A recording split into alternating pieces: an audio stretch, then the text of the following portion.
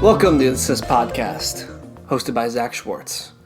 Today, we're doing something a little bit different with the quarantine in full effect. Everyone, please stay safe. Don't go outside. Don't party. This is a very big issue, but if you're listening to this, you probably already know that because you're a smart person. So, thank you. This is going to be our first episode of reviewing Oscar-level movies. So, movies like Parasite, 1917, Once Upon a Time in Hollywood, Uncut Gems, those type of things from the past year. Getting into a different foray of movies that I normally don't watch, as I usually watch movies that contain things that just blow up and feature Vin Diesel and The Rock. So, this is a big step into the direction of being a more well-rounded cultural person for me, which is very important for me as I'm a white male. So, joining me today is everybody's favorite Asian, Katie Justiniani, to break down one of, if not the biggest film in Asian history, Parasite. Katie, how are you doing today? Good, how are you? I'm good, and our fateful last day being able to see each other with Ohio's stay-at-home order. True. This is a fantastic way for us to spend our time. I wouldn't be doing anything else right now with you. Likewise. So, Parasite came out in May 2019, so a little longer ago. It is only in Korean, which Yes. I think really adds to the movie as well, so you have to watch it with subtitles, which we can talk about a little later. It released with a budget of $11.4 million roughly, ended up making $267 million at the box office, which is good. Yeah. And obviously ended up winning the Academy Award for Best Picture, Best Director, Best Original Screenplay, and then obviously Best International Feature Film. First South Korean film to receive the Academy Award, and the first film not in English to win Best Picture. Also won a couple Golden Globes and such. What were your thoughts going into watching the movie? Well, one thing that kind of did get my attention is the fact that people were giving this international movie a chance, whereas a lot of people, no matter what ethnicity, what language you speak, it is kind of an inconvenience to have to pay attention to subtitles along with the movie itself. But even, no offense, Zach, people like you were very interested in it when you've really had no interest in cinema or the arts in this sense. So I was very excited to see how this was going to go, especially as I'm going to pull the card, the Asian that is going into the arts and into film. I was really excited to see that. It was like, yeah, this is one of the most amazing movies that's been released in a long time. And it's all Korean. It was filmed in Korea. It has a fully Korean cast, and it has Korean director. I remember seeing an interview where a woman was asking, like, so why did you choose to have it in Korean? He was like, I mean, I'm Korean. It's a Korean film about Koreans in Korean class. So I was very curious to see why a movie that is revolving around such serious topics like class and greed and culture was getting so much attention and so much hype, and I was very pleased to see how it turned out. Yeah, I'd say the subtitles I feel like are only annoying for the first 20 minutes, and then you're going along with it. You're Right. reading. It's not really that big of an issue. It's interesting, what you touched on with all the issues that the movie itself deals with, and we'll talk about those as we further break down the movie. And I guess we should say this will be a spoiler-filled episode, so if you haven't watched it yet, first of all, you should then play this episode, please. But I do think it's really interesting, as you said, it's fully Korean, all this stuff, because even when people looked at Black Panther, being a big movie that was part of Africa and being, obviously in the Marvel Cinematic Universe having a different flavor, it still wasn't, all Africans, all this kind of thing. It wasn't as toned into the culture as this movie is itself, and I think that it's really cool to see that. Okay. One thing that I would say, looking before we watch this movie is that, like I was saying earlier in the open, I'm not a big, this kind of Oscar movie watching guy. So I was hearing rumors, that obviously I think it was either Parasite or 1917 that was going to take it home. And 1917, I believe, was favored for Best Picture. And I didn't know much about Parasite, didn't really know what it was. Part of me still thought it was a sciencey movie, which is obviously very wrong of me. And when it won, I wouldn't say shocked, because I think, I was surprised, but I always think, with the Western culture, we always look at Asian culture a little differently. Like, yeah, that's good, but Parasite shouldn't win Best Picture, and there's not really a why there, but it's just like we look at American filmmaking as the best, and it's really hard for other types of movies or movies from other places to break into that. What do you think about that?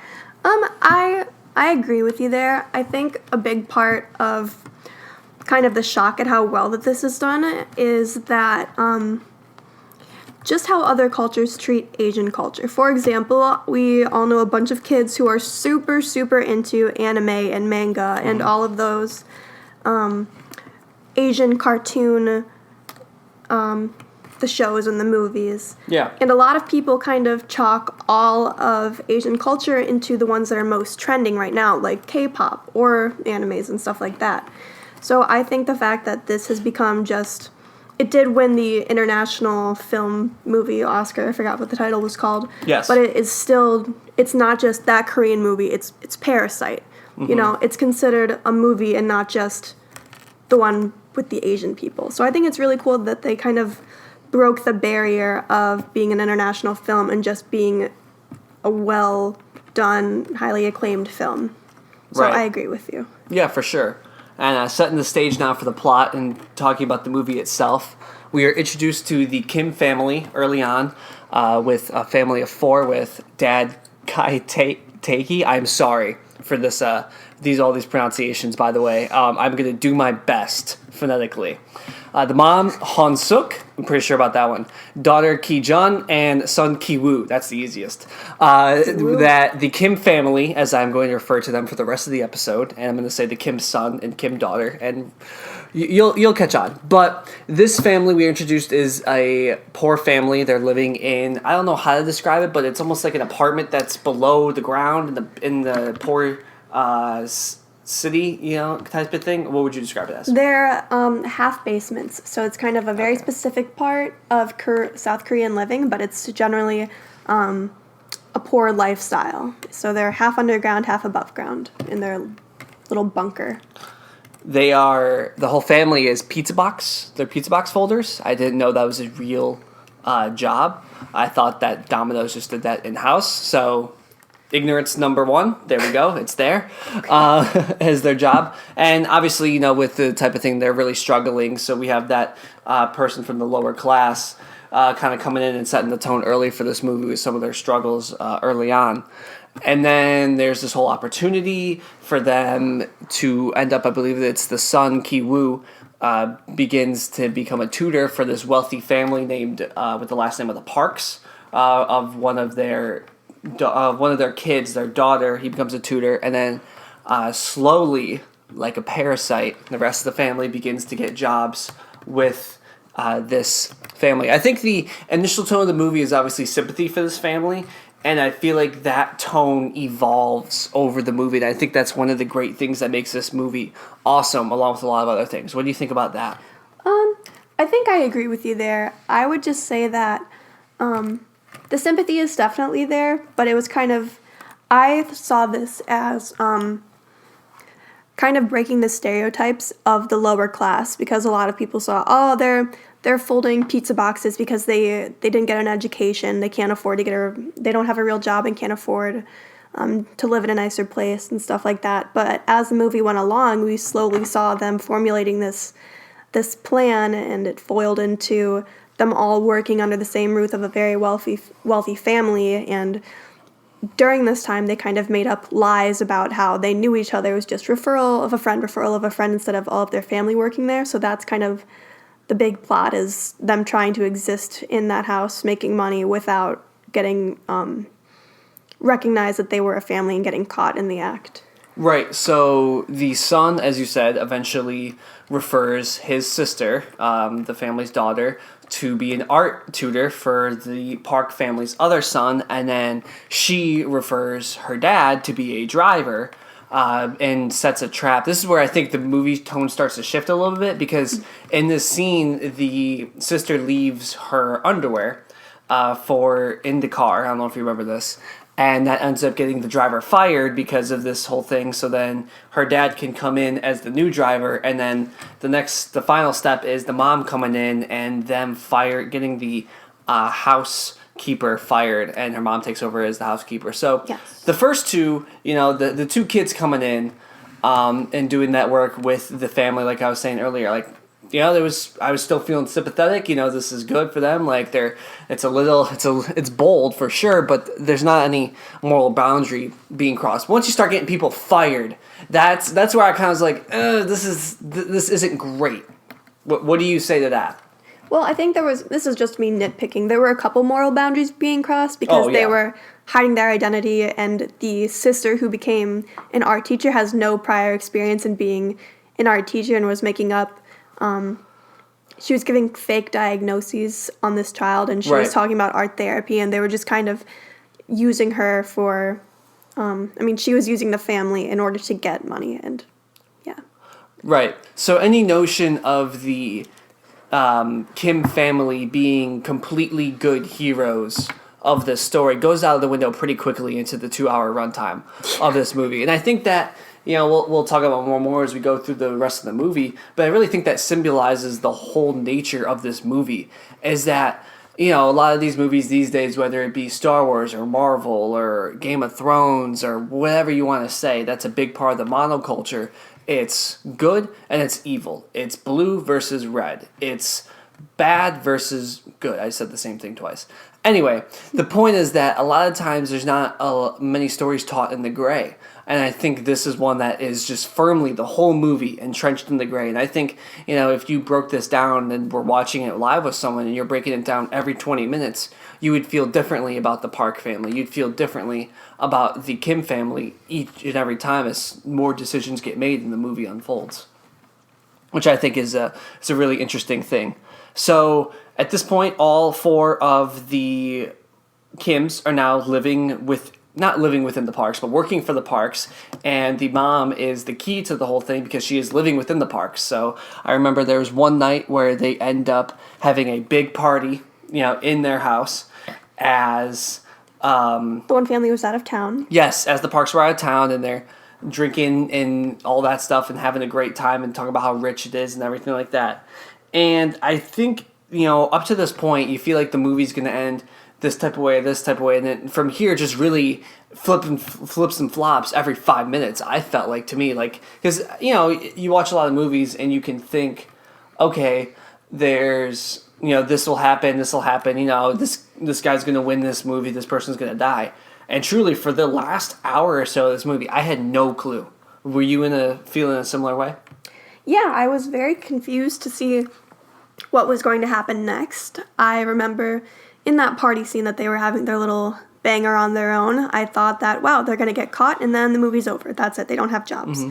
But then that took a turn, and it was just wild. It's very hard to describe what this movie is about because we've had friends that have asked us if it's worth watching and if we could give them a little snippet, and it's kind of hard to talk about this movie without ruining the experience of watching the movie because it genuinely enthralls you. Like, the acting is beautiful, and really just the writing.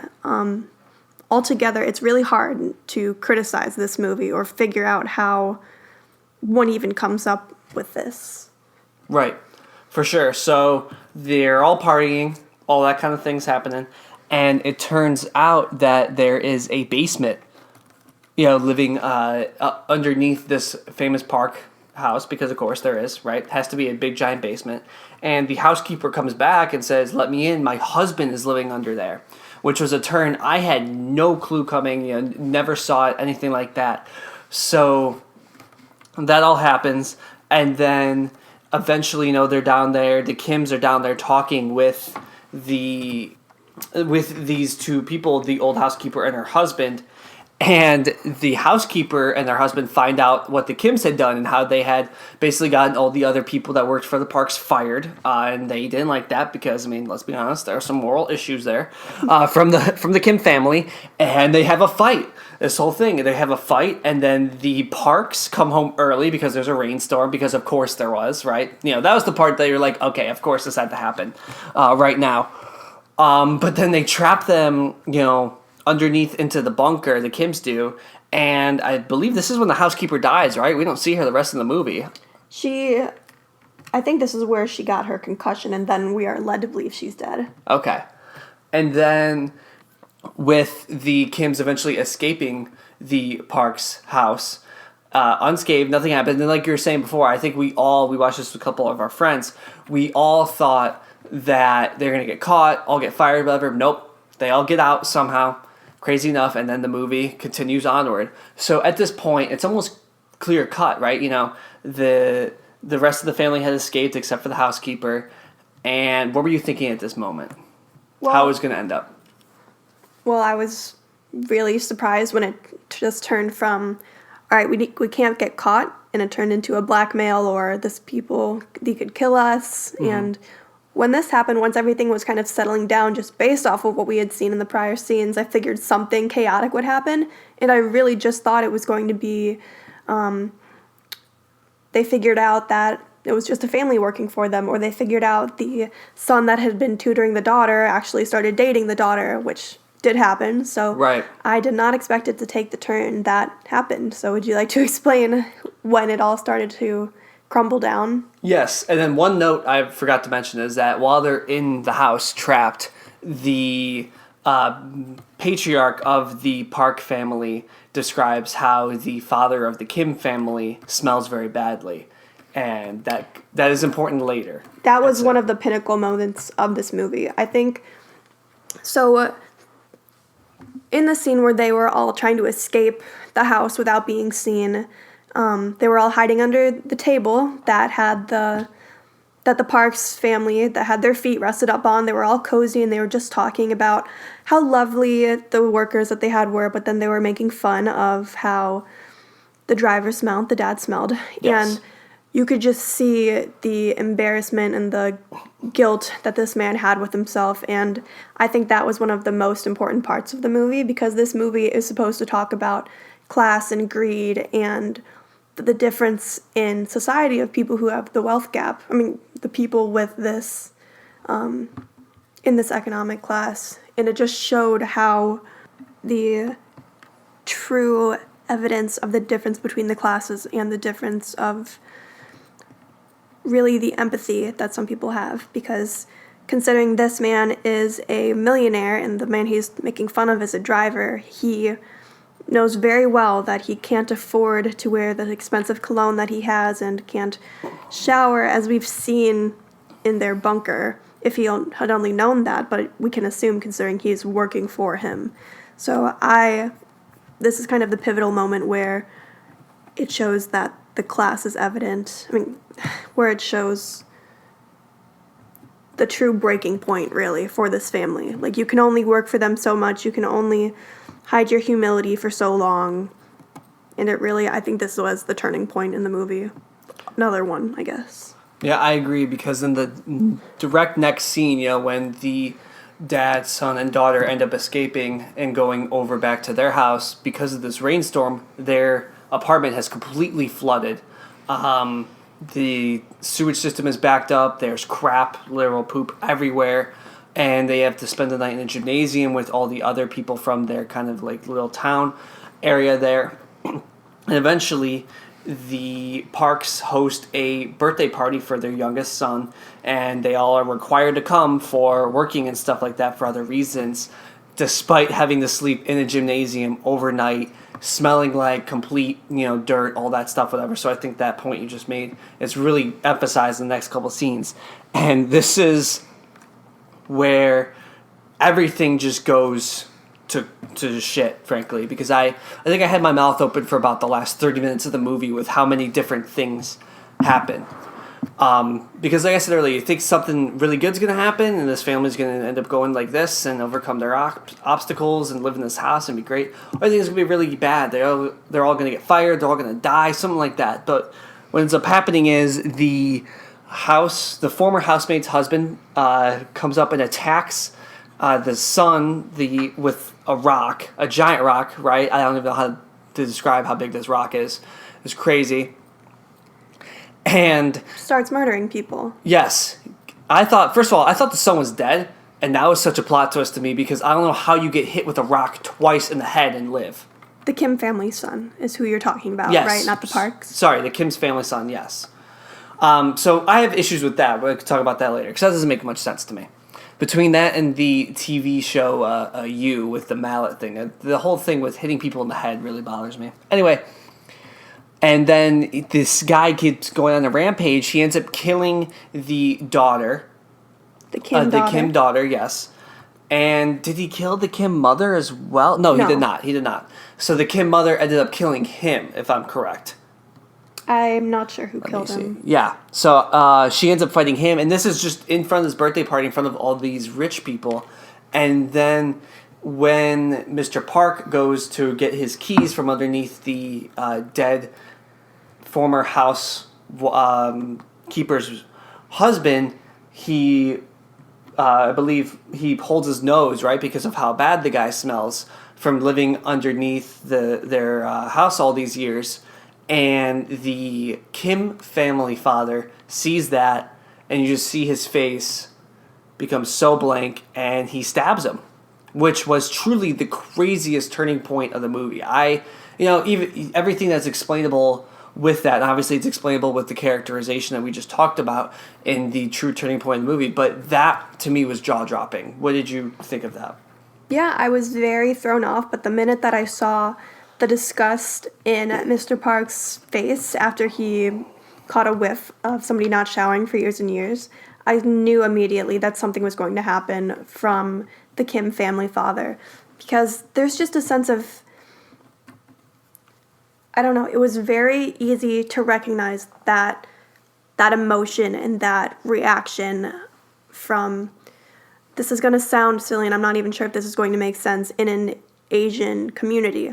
For example, there are lots of societal expectations in the Asian community. You're supposed to be very smart, very clean, very rich. There are lots of specific standards that a lot of people have to obtain. And I just remember that face from people who were struggling in my family before, people who have been, who have had to fight racism, and just that reaction of it's kind of the last straw, and just seeing that somebody is at their breaking point. So when I saw that, I figured he would just lash out and then he would start yelling at the Parks, but his anger just boiled up and he took it out on him, stabbed him, and fled the scene, which I thought was pretty intense. I remember thinking, like, all right, you didn't have to do that because you were fine, but yep.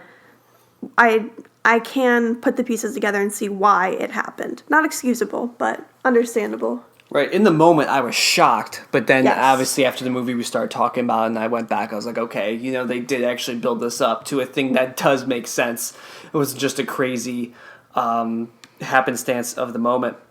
So the movie wraps up. It turns out that the father, after murdering the Park dad, was living in the basement of the house where the original person was stowing away. So that was a nice kind of neat way to tie things up. The son recovered. The daughter stayed dead, which shocked me still. And the mother and the son, I believe, were, they said, sentenced to probation. Which, all in all, not that bad after everything that went down in the movie. And eventually, I believe the son writes a thing saying that he will make enough money to buy the house and so he can see his father again. And that is how the movie ends. Perfectly in the gray, not black or white.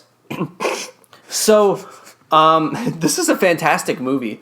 I think personally, based on the movies that we've watched so far, to do these special episodes, we've seen Parasite, Uncut Gems, Joker, and Once Upon a Time in Hollywood.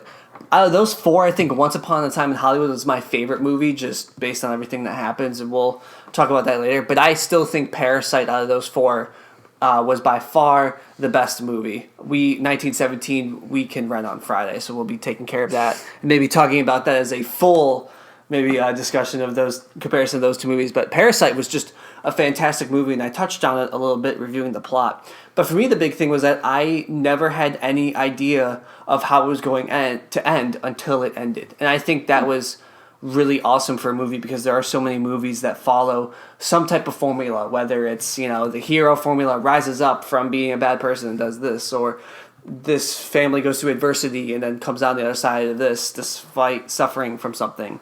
And this movie didn't portray any formula. I mean, did you think there's a formula? I think you have a better grip on these type of movies than I do, for sure. So did you have similar thoughts going through this movie? In relation to a formula, not really. I really just saw this as like a third eye looking over this family and this community, and it was very easy to see their struggles, but for as easy it was to see that, you really couldn't expect what was going to happen next. Like you kind of felt like you were a part of this family, like you were just trying to figure out, all right, how are they going to afford to eat next week? Like, where are they going to live? Is there anything going to get better? And it was really just a movie of survival. I mean, based off of what we saw in the beginning, they could barely keep their job at folding pizza boxes, which paid pennies an hour, It was just, I really just wanted to see how it was going. It was just like a constant moving, and you really didn't know what was going to happen next. It was just kind of, they're fighting to survive here. So do you think the overall takeaway message of this movie is about social class in Korea, or do you think it's something else? What do you mean? Like just the overall message, what the movie's about, type of thing.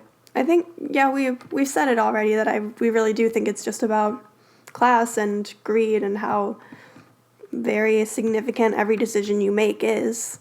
I mean, I'm sure there are more meanings, but Yeah, that's just the main one. I think, too, it's interesting because, I feel like you associate, not you, but just us as a society in general, associate class inequality with the United States and bigger, countries like that have been traditional powers for a long, long time. I think it was interesting that this movie, obviously, as we've touched on, took place in all Korean, all shot in Korea, Korean cast, everything like that. Because when I think social inequality or giant, class separation, my first thought is not Korea. My first 5 thoughts are not Korea. So I think it's really interesting to see that and how that effect plays into Korean society as a whole, because I didn't even think about that, and maybe that's me being sheltered, but I don't know what you thought about that. No, I think it really does just play into how much alike everyone else is, and how we can relate a lot more than we are different in all different societies. I'm sure there's been families, and there are families in similar positions, not necessarily being killers or hiding in people's basements to live, but there are people in our society that live in those kind of places, or even worse. So I think that's kind of important to show how this is a unifying film. Yeah, and I think winning the Oscars over a film that we've seen, not specifically, but we've seen win those type of awards before in 1917, the war movie with awesome set pieces and awesome directorship led by Class A actors and stuff like that, and this movie comes in with a relatively unknown cast, obviously unknown director, all in Korean, and comes in and unknown here, in America. In America, sorry. And you're right. And wins, comes in and sweeps so many of the biggest film awards of the year. So with this being a groundbreaking film from, the all Asian director, cast, stuff like that, into America, what do you think this type of movie being the first of its truly kind breaking into American culture, what it can set up for the future of not just Korean filmography, but also, just the Asian type of filmography in general? I mean, I don't think it has to be exclusive to Asian cinema. I think that since people are kind of gave this movie a chance, it'll open more people up to seeing more films with subtitles, whether that's a French movie or Italian movie. I'm sure there's a lot of great gems out there that a lot of people haven't seen just because of that kind of cultural barrier. I know growing up I watched a ton of Asian karate movies, and they were kind of a tried and true staple in my house, but I don't even remember the names of half of them because, I mean, it was just that movie or this movie, and it was hard to describe. Nobody else talked about them. So, if anything, I can't really give you the answer that you're looking for there, but I do think that this is going to kind of open up the discussion on what makes good movies movies, and kind of, like I said again, just unifying people more than separating them. And then eventually it'll probably just be like, oh, this movie, it happens to be in Korean, that kind of thing.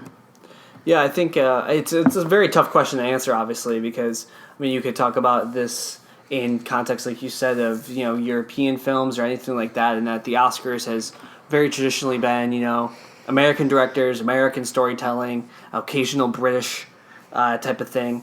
And that this movie is really the first one to not only just be European, but truly break into that's from a completely different culture than what the West is used to. So I think, like you're saying, like in terms of being unified, we live now in a monoculture. You touched on it a little bit more, that K-pop is such a big deal here. And that maybe now, the Oscars in general will become more European and stuff like that. And there will be more movies like this available to rent and such and like that, and be able to see and really digest more content just about the world, and not specific storytelling that we're just making up over here in the States. So I really hope it opens doors for a lot of young people, whether they're in Korea, in Japan, in Uganda, in whatever, to take a chance and make storytelling, because I really think this is, I mean, these people were, I think, relatively unknown. Obviously I don't know about their fame in Korea, but relatively unknown, and now they're, I don't know if celebrities, but everyone, certainly the director at the Oscars, I mean, he was walking up every 10 minutes to go accept a different award. Like, I think it really shows, if you have a dream and stuff, like, take a chance, go for it. Doesn't matter where you're from or what your idea is, just try, and you can see what happens. So I think it's really cool about that. And it also got a reaction from Trump, which means it was a really good thing, I think, too. You saw that, right? I did not. It was a while ago. I think he tweeted something out about it being in Korean, and I don't know if it was a downright poor of him saying it was bad, but I don't think it was. He said it was bad? I don't think he said it was bad. Let me try to find it real quick. I remember it just, I wouldn't say I think it was anti-Parasite, just because he's all about the American word and stuff like that. Let me see if I can find it here. Donald Trump Parasite movie tweet. Okay. We're pulling up CNN now. Sorry, it's part of the process, everybody. Let's see. Oh, yes, here we go. Okay, I have it. Quote, "How bad were the Academy Awards this year? Did you see? And the winner is a movie from South Korea," said the President of the United States on Thursday night of the Oscar-winning South Korean film. Quote, "What the hell was that all about? We've got enough problems with South Korea with trade. Goodness gracious. On top of it, they give them the best movie of the year. I'm looking for, let's get Gone with the Wind. Can we get, Gone with the Wind back, please? Sunset Boulevard. So many great movies." I have no clue what Sunset Boulevard is, but Interesting take. Gone with the Wind was made in the 30s, right? I mean, it would explain some of the ways Trump talks about certain types of people, if that were his go-to. Yeah, 1939, Gone with the Wind. So, according to Trump, there hasn't been a good movie made in nearly 80 years. Yeah, especially not by the Koreans. Yeah, so, I mean, honestly, I'm not surprised at all by that, but I just hope that... I'm just going to bite my tongue for this one. Agreed. We don't need to get into a long discussion, but I think, once again, like you've mentioned, inclusivity, unifying people with the world, I hope this is a big step in that direction. I wanted to ask who you thought won the movie. Normally there's a lot of things like that with this actor did the best, this actor did this, but honestly, I don't know if, I think my two answers would be either the director or just the country of South Korea in general. What do you think? Oh, when you asked that, I was thinking you were talking about the characters in the movie. It could be as well. You can take it characters. Go ahead, yeah. Let's do that too. I don't know. Who do you think won? I don't know. Maybe the daughter. I don't know, but she The daughter, died. not that daughter. I'm talking about the daughter of the Parks. I mean, she had a nice boyfriend. Wait. Okay, I actually have it. Ready? Mm-hmm. It's the Kim's son's friend. Yep.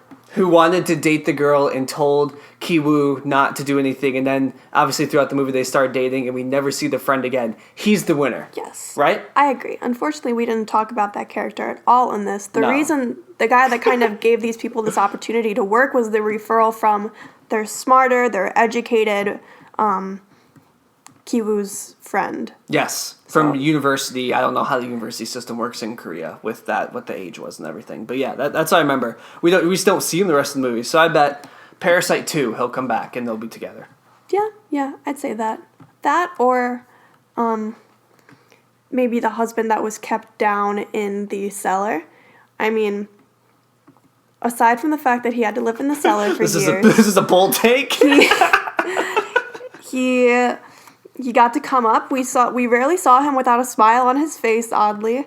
And when he came up, he got to fulfill his wishes and meet his godlike icon, Mr. Park. That's true, yeah.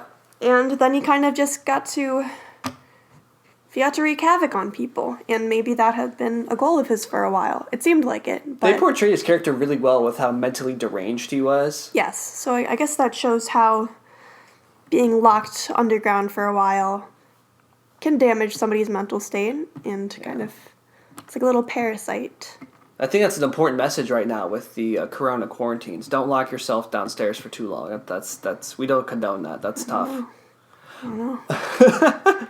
I think those are good points, and I think obviously we've already touched on it, the fact that for all of South Korea, and that director, I mean, he was a superstar at the Oscars with with the way his interviews were going up there. So I mean, fantastic to him too. I can't pronounce his name. You've been practicing, please. Bong Joon-ho. Bong Joon-ho. Joon-ho. Not Jew. Sorry, I'm a little self-centered. We're reviewing the Jew movie on Wednesday for Uncut Gems. There we go. How about that ad? Anyway, last thing I want to ask before we get out of here is this movie rewatchable? Definitely. I would say that I could rewatch this every day, even though that would be kind of disturbing. But I feel like every time somebody watches this, you can make a new connection. You could see something else that's significant. Like there are little icons throughout this movie, like this fortune rock or the pizza boxes, even to the food in the fridge. Everything is significant in this. It's brilliantly done. Bong Joon-ho has been working on these really deep films for a while, so aside from this film, I feel like nearly all of his films would be rewatchable. So I disagree a little bit here, but you Really? used my exact reasoning. So this is weird. Okay. Because I think it's rewatchable to a point. I think, up to maybe if I've seen it all the way through, and I'm not saying like in a short amount of time, but let's say in 2 years I watch it again, and another 2 years I watch it again. I'm talking like something like that. Okay. I feel like up to the fourth time, it'll lose some of that for me. And maybe it's just because I haven't seen this type of movie before, so I don't really know how, like what you're saying, what you're speaking to, that level of finding new things. I haven't really experienced that before. But I just feel like at some point, like, I get used to the twists, and maybe, I'll throw on certain scenes, like that last ending scene. That's rewatchable a million times. But maybe just to me, and maybe it's my taste in movies, I feel like I could watch it a couple times, but then it's just going to lose a little bit for me. So maybe we agree to disagree here. Let's agree to disagree here. Okay. I think that's a good idea. That's our motto for our relationship as well. There you go. If anyone was wondering. So overall, just everything we've tied in together. It's a great movie, right? Would you like to say any lasting images if anyone has any more doubt on watching this movie? No, truly, I think this is the best movie I've ever seen. It's very hard to point out any flaws in this other than somebody getting hit in the head and not getting more than a really bad coma. Other than that, I really don't see any flaws in this. This is a very good movie. Please look past the subtitles and just give it a little bit of time, or 2.5 hours roughly. Yes, for sure. I agree completely.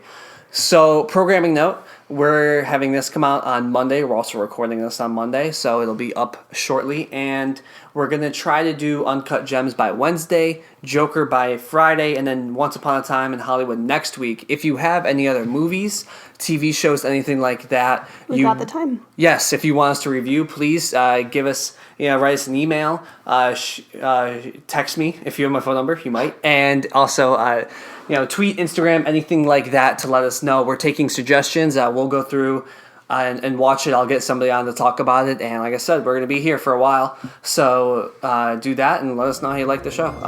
Thank you guys.